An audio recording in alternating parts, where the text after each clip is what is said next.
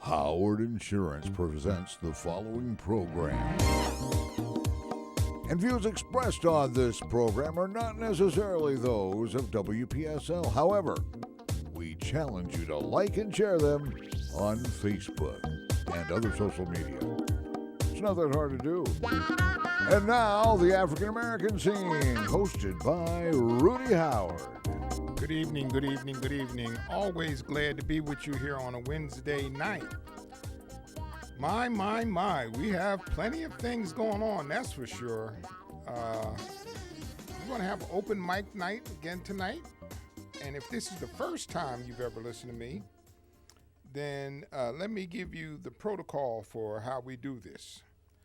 I put out a list of topics. And after I put out the list of topics, I go back and fill in some of the information and offer you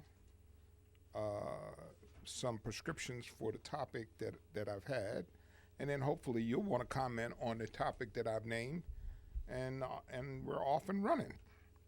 So let me give you my topics for this evening. Should Trump be impeached? Number one. Number two, we did a varying theme on this a few months back. Our tribalism has reached a point where it is superseding our patriotism. Do you agree with that? Do you think our tribalism supersedes our patriotism? Number three, I have a summary report of the Mueller report that I will share with you. Topic number four, should Attorney General Barr, be impeached for lying? We know that he is told categorically lies that are in direct conflict with Mueller's report. I don't understand why he would do that, and he was a man of a pretty solid reputation up until this point. And number five, what if you were to be able to give Democrats advice, what would you tell them to do? Now, why did I say that about Barr? Because I remember when you conservatives were on Eric Holder like a fly on stink. He was, you put him in contempt of Congress because he wouldn't answer questions, and also because you felt he had not delivered documents to Congress that they felt were necessary. Now let's see how fair you're going to be. You know what they do. Rudy comes in every week with a list of topics of the day for you to comment on, and then you call him up and yell at him about them. There you go. There you go. And you know what? It was funny. On the way here, a very good friend of mine called me, and she said to me, "Why do you do that to yourself each Wednesday?" I said, "What do you mean?" She said, "They call up and give you Fox talking points, and you sit there and you deal with that." I said, "Well, because I'm trying very hard to reach one or two people and make them think in ways they haven't thought before. So that's why I do that." But anyway, that's interesting. She said, "Why do you do that?" So now, with this impeaching of Trump, in my lifetime, to be honest with you, I can't ever remember a subject that has been so divisive among Democrats. There is clearly a split among the Democrats as whether or not they should impeach President Trump. and I actually, before my show each week, once I've zoned in on a subject, I will post it on Facebook and try to get some feedback from my followers about what they think should be done. But I have Winnie on line one. Yes, Winnie. How you doing, Rudy? Howard Cliff? How you doing? Okay. If they gonna impeach their daughter, they gonna get rid of her. What's going on with that? I don't know if they're going to do it now, and I'm going to withhold my opinion of that till more into the show. But as far as I can tell right now, they're not going to do it. But there is a big split amongst the Democrats about whether to impeach him or not. What do you think? They got a real good reason. They find it they own him. The Democrats tried to impeach him, and they find anything really, really good on him. Oh yeah, you kidding me? Here's what I have heard from legal scholars. If it was anybody but the president, they would be in jail right now. Oh. But the reason why he's not is because there is a written opinion that you cannot charge the president with a crime while he's sitting in the White House. Oh. So I know you see that. He probably gonna be gone for the 4 years. What they try to work on that, huh? Listen, I'm standing by that. Matter of fact, let me tell you how far out on the limb I'm willing to go. I think he'll be gone before the 2020 election. He's going to be gone. He's not going to make it to the 2020 election. And you know what? If I'm wrong, I'm wrong. But I don't believe so. And you know why I don't? Because at the end of the day, the Republicans have been standing side by side with him no matter what he does or what he says or how he behaves. And I think there will be some Republicans that will get a conscience and feel as though his behavior is untenable. That's my opinion. I believe you. We'll be talking. Keep my eyes open. Okay, all right. Have a good day. Bye-bye. Winnie trying to see if I'm still going to stand on my statement, and I am. Okay, let me read some of the responses that I got. And I don't want to give names because they didn't give me permission to give names. So on your Facebook, right? Yeah. Oh. These are from my Facebook. Okay. I was back and forth about whether or not to impeach until I heard Elizabeth Warren, and she made a statement. There is no political convenience exception to the U.S. Constitution. Now, that was Elizabeth Warren's feeling. So she feels that if there's a violation of the Constitution, which most people feel there was, then we have to respond as members of Congress to that responsibility. Here's another guy. This guy happens to be from Jersey, where I went to high school, and he and I have connected on Facebook, and he says, "Not yet. Make his fanny sweat and sweat a while and let the congressional investigation continue." So that's his opinion. Now you see right now we got two different opinions. Then I got another friend from Jensen Beach who says, impeach. And I got another friend that says, can we impeach Trump and Pence? One, Pence not being much better than the other one. Although I will say that I don't necessarily agree with that. I You think. remember Dan Quayle? Yeah. Oh yeah. There was a joke going around that if something happens to the president, they were commanded to shoot Dan Quayle. Yeah. It was just a joke, but still, one of those things that kidding around like that shouldn't get out. Yeah. And here's from another friend of mine, and I'm certainly not going to say his name because everybody here would know him. I think censure is a more plausible route, but not sure the Senate would do either. So interesting, and that's another. So now we have another opinion. Here's another one from a guy that I've come to know pretty well, and he's got pretty strong feelings about this. No impeachment.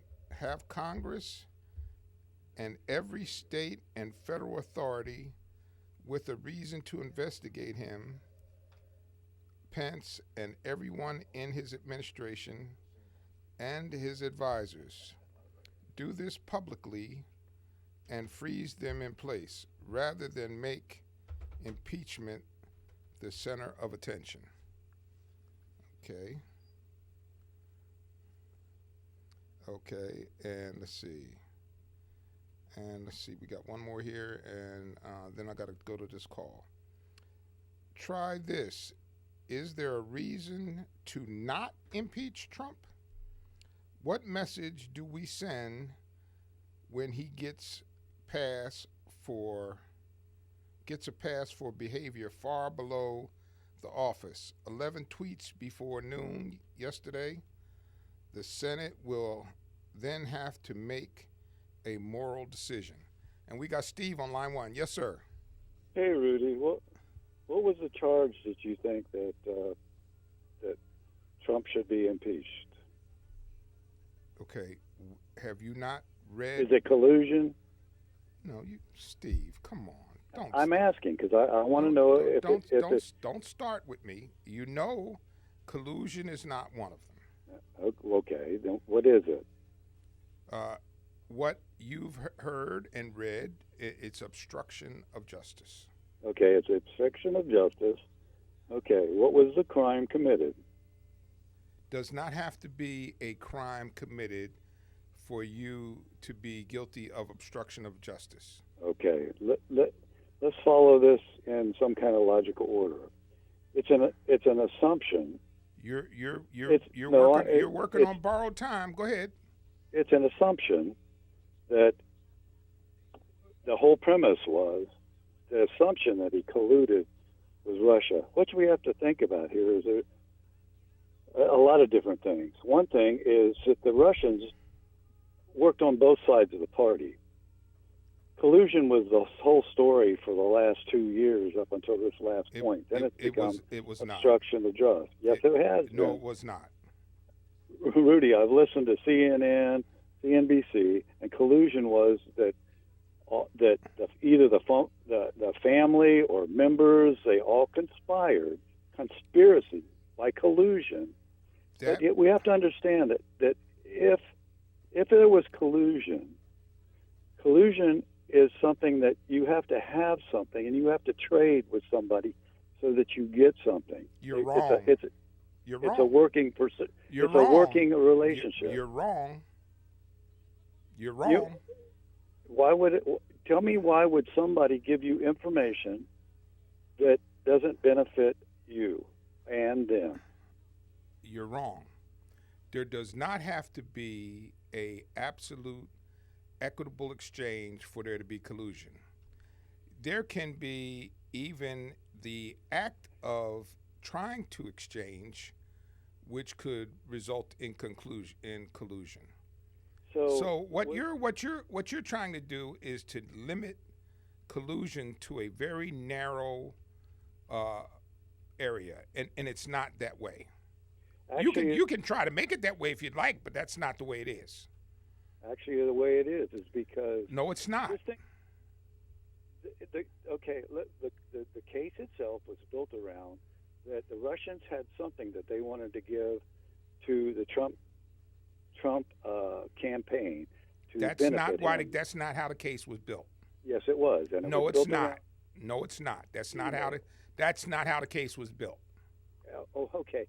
I'm quite not understanding why Papadopoulos and the other people were interrogated and actually considered to be in collusion, and are going to spend jail time on that collusion. But understand, the Russians colluded with the Hillary campaign also. Where did they get the information about Trump? Show me where Hillary colluded with Russia. Okay, what was some of the business deals that they got from that she got from the Russian people or the government, the same as Trump? No. Either his actions with prostitutes. Where did that come from, Rudy? Where did that come? My point is this. It didn't come from Hillary. It did. And actually, no, it did not come from Hillary. Actually, it did. No, it did not come from Hillary. I'm not going to let you say something that's not true. That did not come from Hillary. It came from her campaign. It did not come from her campaign. Then who sponsored? Would you like to know? Would you like to know where it came from? I think you're guessing on this, but go ahead. I'm not guessing. I'm going to give you a fact. I'm not tied into a political philosophy that doesn't allow me to tell the truth, and you're tied into a political philosophy that doesn't allow you to tell the truth. Steele, the former M5 agent from England, was the one that did the investigation, which was originally initiated by a Republican as background information against Trump for the election. That's where. Tell me what No, you're going to listen.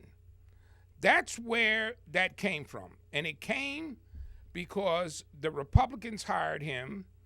Now, after it reached a certain point, they dropped the investigation, and Hillary's campaign picked it up. Hillary did not initiate that campaign, and the dossier was created by Steele, the former English agent, not by Hillary. We have totally different ideas here, and where this is from. It's not about ideas. It's about facts. It is. No, it's about facts. Go back and look at Papadopoulos' interview and how he was approached, and see how that. I'm not going to argue with that on that. Your mind's made up. Well, it's not that. It's not my mind's made up. I'm talking about the facts. You want to talk about conjecture, which is usually what gets you in trouble with me. You talk about conjecture, and I talk about facts. That's not fact. It is a fact. When you get off the radio with me, go punch it up on the internet, and you'll find out everything that I have just said to you is true. I can find out on the internet that people came from reptiles. Don't. My point is this: is the Russians do not care in this election process. The Democrats are trying to put it all on, say, the Republicans or Trump or all this, that the Republicans are being used or they're using the Russians. Understand that the Russians don't care about which political party they're using. They'll use a Democrat.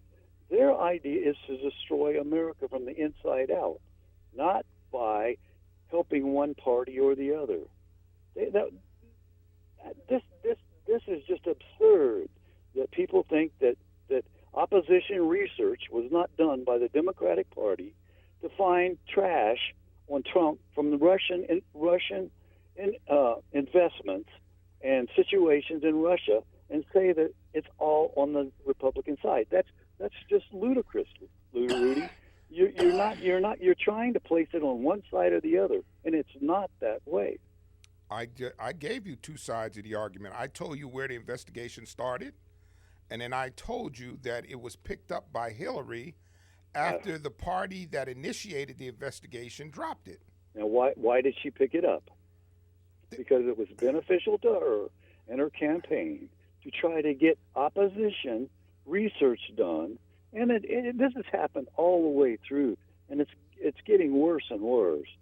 And people, if Obama doesn't lie, then Obama was in the situation where he took this out off the table at the end of his term, and he could have been more on top of it, but he didn't, because he knew and he thought that Hillary was going to win.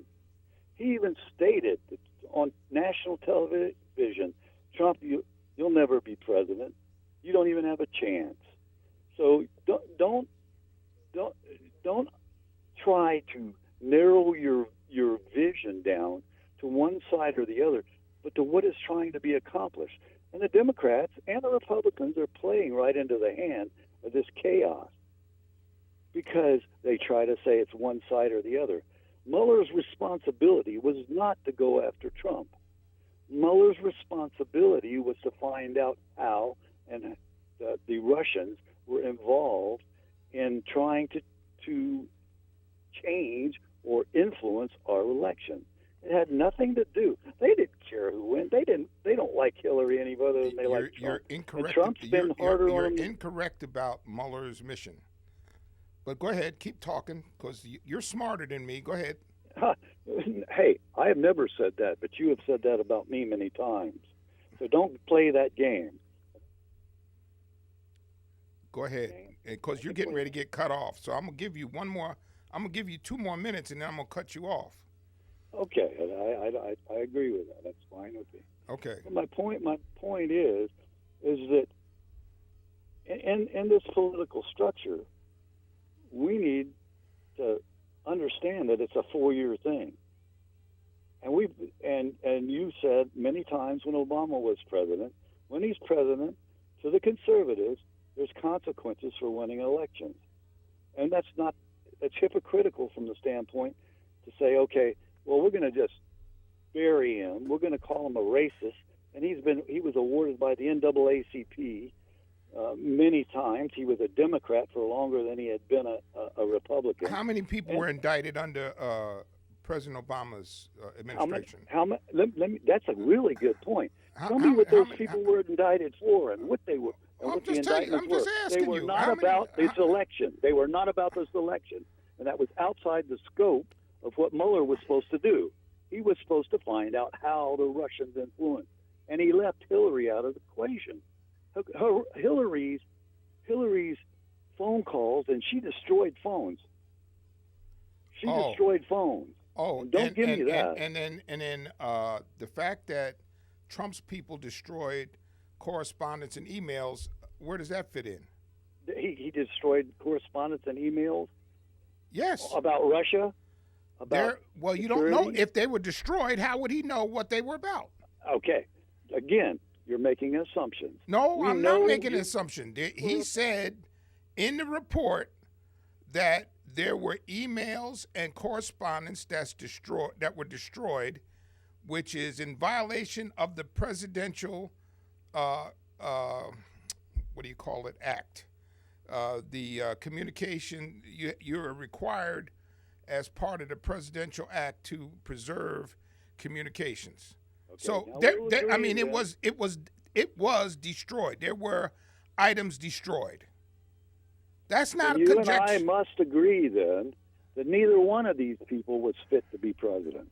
Who? Hillary Clinton. She destroyed communication, and now you're telling me Trump destroyed communication. So if that is your premise, then you have to say Hillary was not fit for being a president of the United States, and neither is Trump. Either that, or you're going to make a hypocritical statement and say Hillary was just as qualified, even though she did the same thing, and she destroyed material that was... Here's what I'm going to say about that. Well, you're going to have to. Oh, no, I don't have to do anything. I don't have to do anything. This is America, and I'm a free man. But what I am going to say is this. Hillary went before Congress, and she testified for 11 hours. The Republican Party held 6 investigations about Benghazi and came up with nothing. And so what I'm going to say, there were zero indictments under President Obama's administration. Actually, that's not zero indictments. There are indictments. What indictments?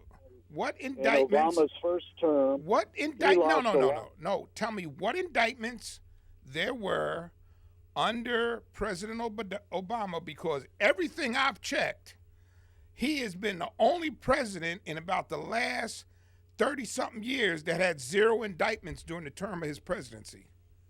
Okay, and let's say understand that he had Democratic control the first half, right? All the way through, he had the majority, both houses. My point is being, if you're going to, you cannot deny that Hillary Clinton, because by Comey's report, she had, and they even changed the word, she had done things that were unethical and against what the Constitution was supposed to do. He didn't say that. Yes, he did. No, he did not. Okay. He said she did. It was right for her to destroy the phones. No. The conclusion. No. What he said was that some of the methodology that she used was less than pristine. He never accused her of being unethical. I want you to define me. You can use those words and make it so pretty that I'm just a great guy, and I'm not. Did Trump testify before Congress? And you know why he didn't? Because he's a coward and a wimp, and he has no backbone. That's why he didn't. That's not true. And he can't tell the truth. I've got no reason for it. Accusations are the hardest thing to defend against. If you know anything about Zelensky, she would testify for 11 hours. Listen, Zelensky said that accusations. I can make an accusation. So now we're going to go with Zelensky again. Oh, that's so old. Okay, we're done for the night. Have a good evening. Okay. You know, that's the key. See, they keep you occupied and dominate the conversation to shut you up. Yeah. So you'll stop talking. Yeah. But we have the power to control the volume of the phone call. Yeah, absolutely. And we can. And listen, there's nobody that can convince me he was elected because he was supposed to be the tough guy. I think he's a coward and a wimp. And I don't care who hears me say that, because that's what I believe. He would not, if you look at all the things that he did, he doesn't do anything himself. He has somebody call and fire somebody from California, and they see it on TV. What a joke that is. What a joke. What a wimpy thing that is. If I was going to fire somebody because I was dissatisfied, and I have done it on more than one occasion, I would do it to their face. No matter how difficult it was, you do it to their face. You accord them that respect. If you don't have enough guts and backbone to do it to their face, then I don't think very much of you. And if you won't testify and you said you didn't, if you've done nothing wrong, then you'd have done what Hillary did. Hillary said she did nothing wrong, and she agreed to testify. And he will not agree to testify because he's a pathological liar. And his attorneys would not allow him because he couldn't sit down for 11 hours and tell a story because it would be so full of lies, he would bury himself. Okay. 340-1590 if you want to chime in. 340-1590. Yeah. Okay. So much for that. Now we've talked about the impeachment. Now, I'm going to say this to you about that. Part of what I think our problem is, and you heard it between me and Steve, is that tribalism supersedes our patriotism. It is more important to protect the tribe than it is to protect the country. And I find that sad, sad, sad. And I find that very disturbing as a man who loves America. And I think it's very dangerous that we are at a point where we can do any and everything to protect the tribe, that as long as I protect the tribe, the country doesn't matter. And that to me is really tragic. And I'm not sure how we got there. And I can't see how we're going to get away from it. But I pray to God we can figure out a way to get away from it, because it is just absolutely tragic that we have gone down this road where no matter what your tribe does, it's okay because you're a member of the tribe as opposed to being a member of our society. And that is something that has to change. So, and we got Jay on line one. Yes, Jay, how you doing, buddy? Okay, all right, Rudy, I'm doing fine. You and your co-host. I just want to clear up, some of the loose ends that you were talking about. Christopher Steele was MI6. MI6 is equivalent to the CIA. Correct. They used to work with the CIA when I had the opportunity at a lecture that they gave to some of us at the base when I was stationed over there about what was going on with the Russian agents in London and how they operate and what they would, what they're looking for with military personnel that out there, when you're out, when you're off duty, and you're in London going around to the clubs or whatever you're doing. They were just letting us know what was going on and how they operate, and they try to befriend you, and then they try to get information to find out what you're doing, what your job is. Exactly right. So that's what MI6 was, and that's what he was before he retired. That's right. And he had a lot of connections with the CIA. So when he was doing his thing, his dossier there in Russia, because that was his assignment. Russia was his assignment most of his career. He knew he had he had a lot of connections there. He was doing some work there, and just like you said, the Republicans hired him to get some information, on Trump or whatever was going on when Trump was over there. Yep. With his beauty contest and all that stuff. Correct. So they had a lot of stuff, huh? I said correct. Yeah. So Christopher Steele had a lot of stuff. He wrote a nice book, a report on about what was going on there, and what he did actually, he warned this before he did anything. He warned the CIA about what was going on over there with Trump. Correct. They were warned. Now, no Americans warned the CIA. No Americans warned the FBI. This Trump's son-in-law gets on TV and grandstands, but he didn't call the FBI. He didn't call anybody when all this was going on. Well, he claims he was such a loyal American, but none of them actually called the authorities and reported what was going on, and they wanted to say, well, I'm an American. I want to protect this country. I live here. I was born and raised here. I had relatives that maybe served in the military. I don't want to tarnish that. So I want to let you know what's going on. They didn't even have enough guts or nothing. They just didn't have enough. They were so tied into the party and Trump, trying to get him to win this election. They didn't give enough. They just sold out this country. And I hope, most folks will realize that with all this investigation going on, they will pick up a lot of information that they don't have, because when you watch some of the news things or the talk shows, CNN and all that, and when they have the debate, they very seldom get into the meat of all of this stuff that was going on for the last couple of years that Mueller was investigating. But when you read the report, you get all that, you see it. But it will come out, and it's just kind of sad watching these people. And they making excuses, and Connell and all the leaders in the Senate and the House, they to me, they're like traitors. Because, I was drafted because of the Cold War and because of communism. Hey, listen, That's why they draft me into the military, because of that. Now here's if you want to see how someone can respond, I don't know if you recall this or not, but when Gore was running, he was given information about the speech that his opponent Bush was going to present at the next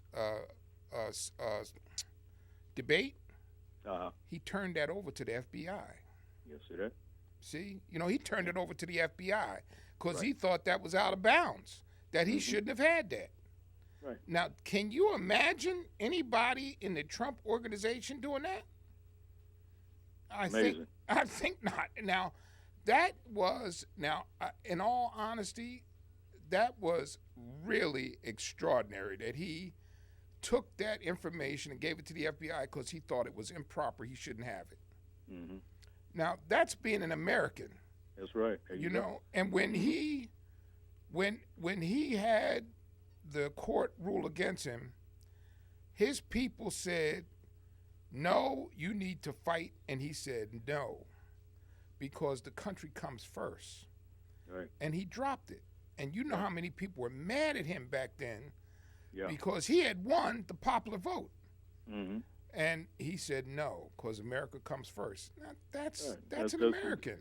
That shows that he's a patriot and he has a lot of integrity, Yeah. So that's the way it was. But most of a lot of the leaders we used to have had a lot more integrity. And even though Democrats, Republicans, Independent, whatever it was, they kind of like put country first, Yes.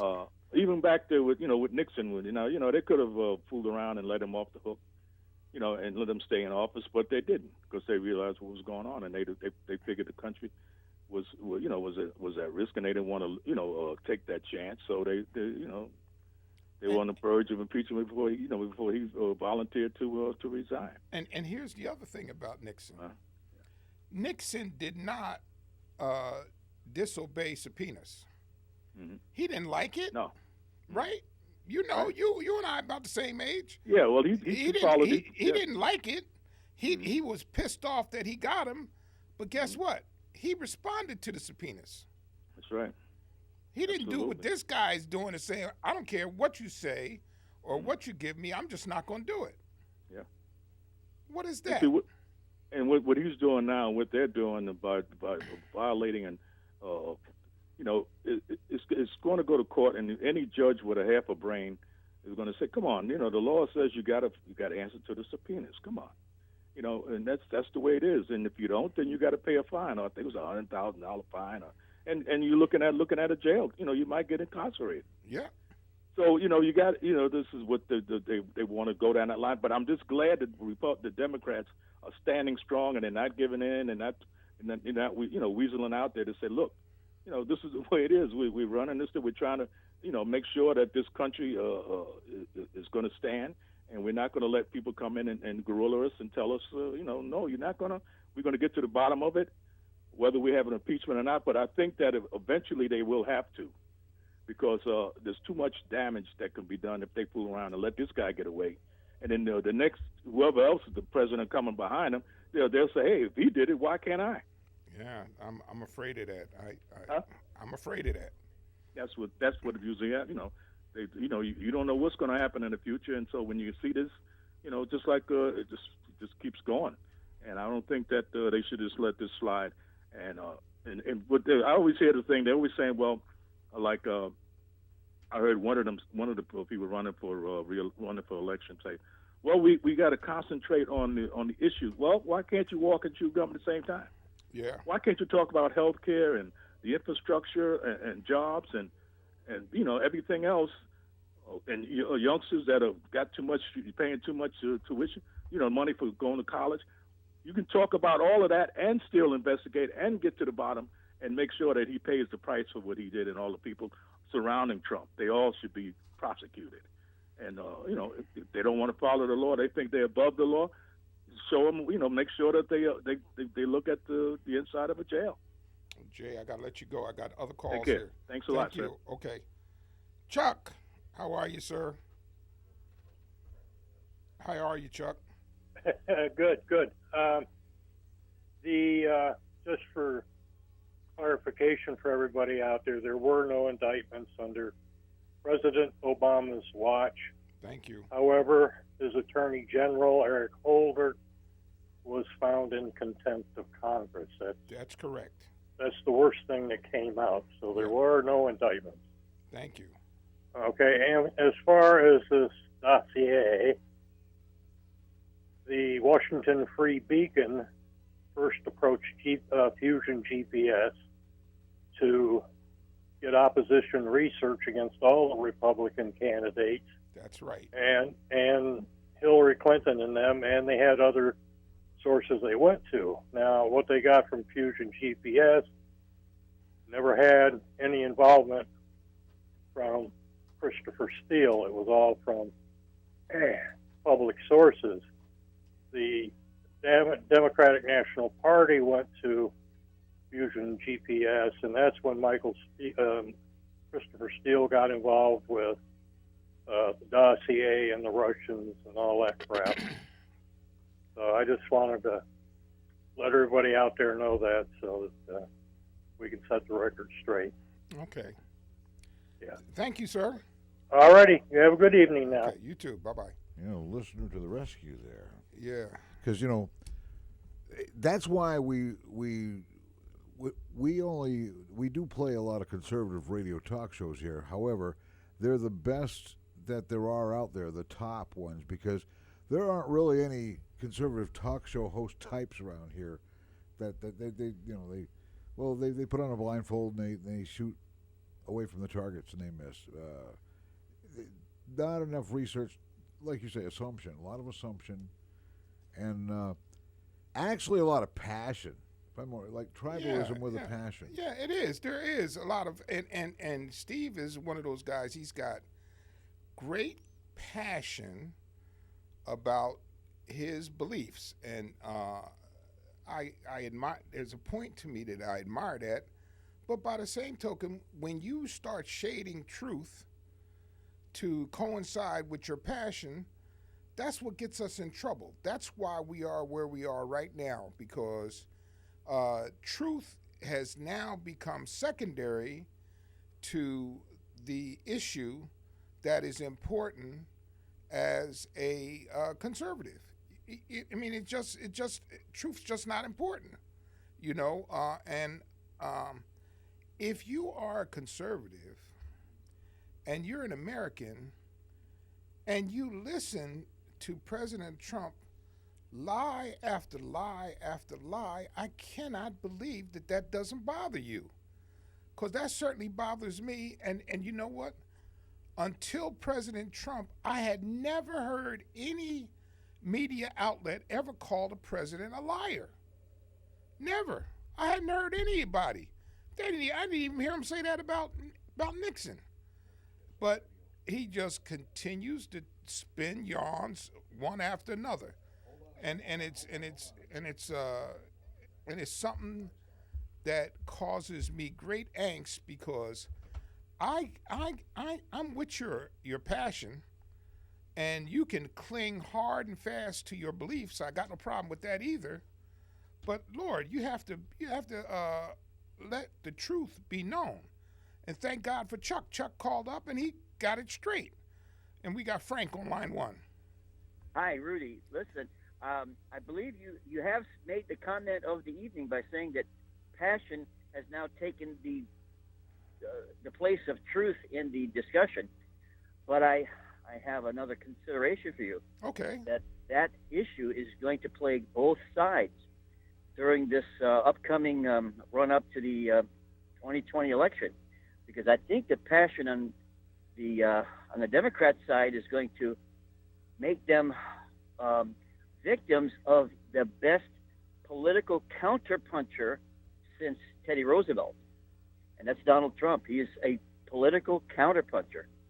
Well, let me just say this to you. I agree with you, and I'm going to tell you now, and you can hold my feet to the fire on this.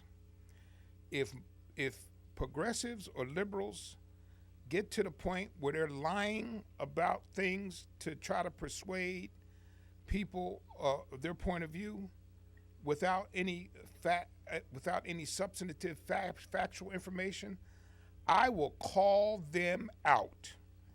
And you can take it to the bank. And if you don't hear me call them out, you call me up and you give me hell. No, I see. That's why I'm mentioning this to you, because Rudy, the one thing I'm going to tell you, you will look at the facts on both sides of the issue.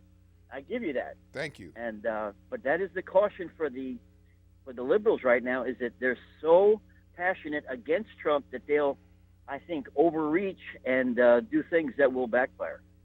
Well, here's the point, Frank, and I want you to understand part of what the frustration is from the Democrats.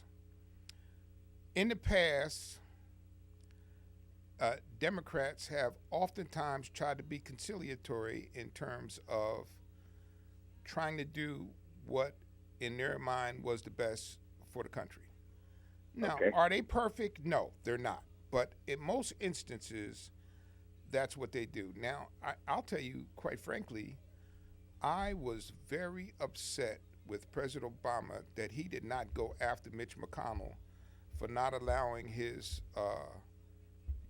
Supreme Court nominee to have a hearing. Merrick Garland, yeah.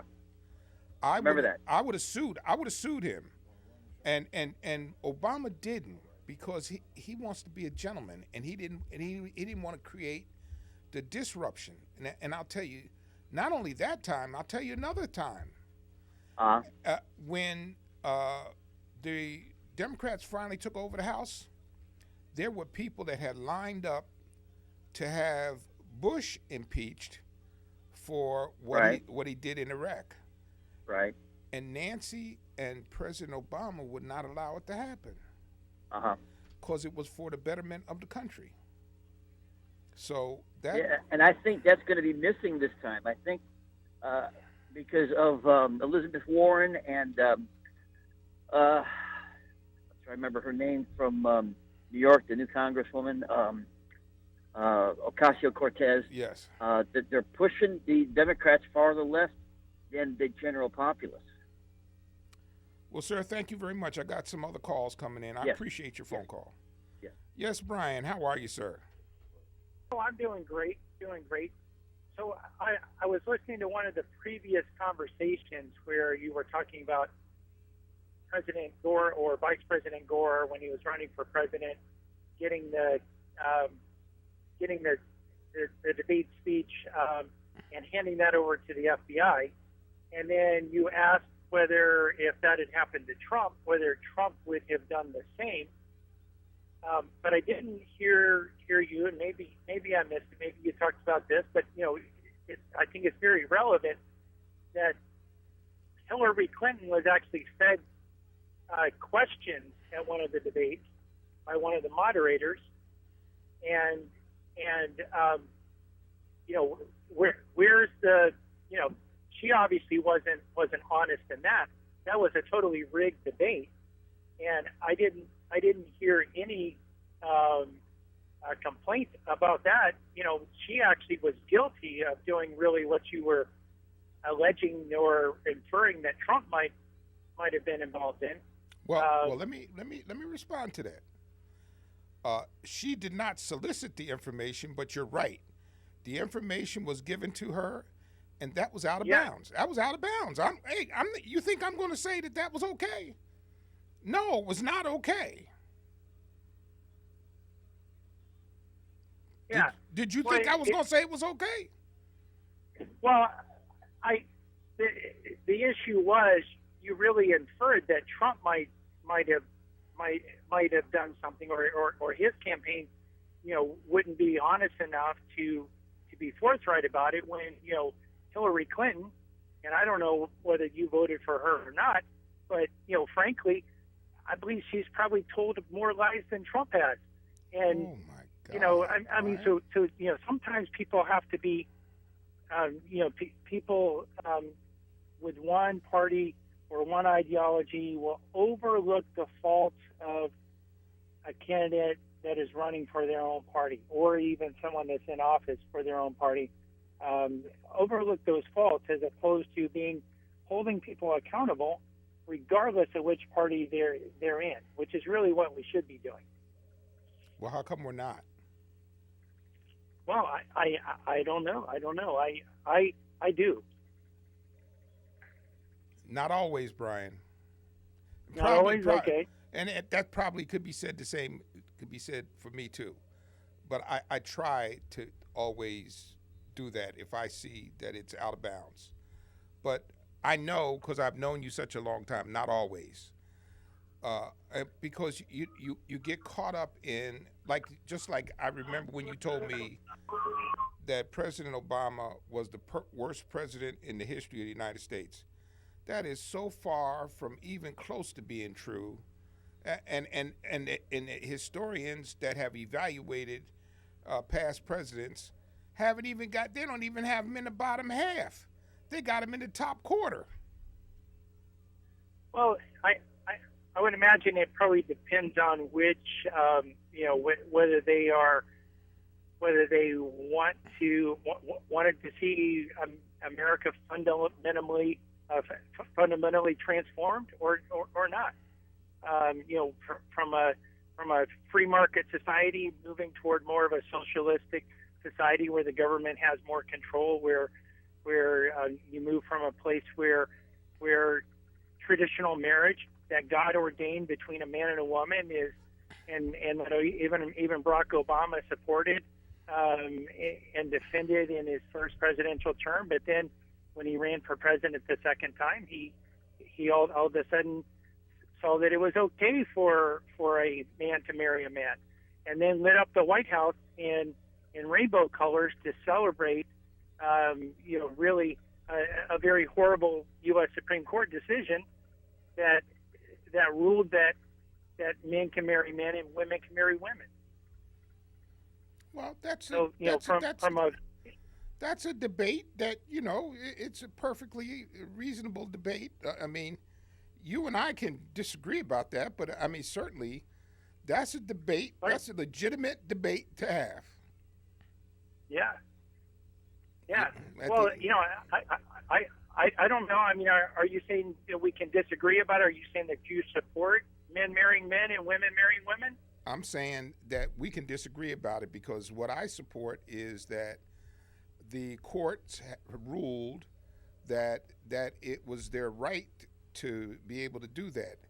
And I'm going to tell you why I am inclined to support that.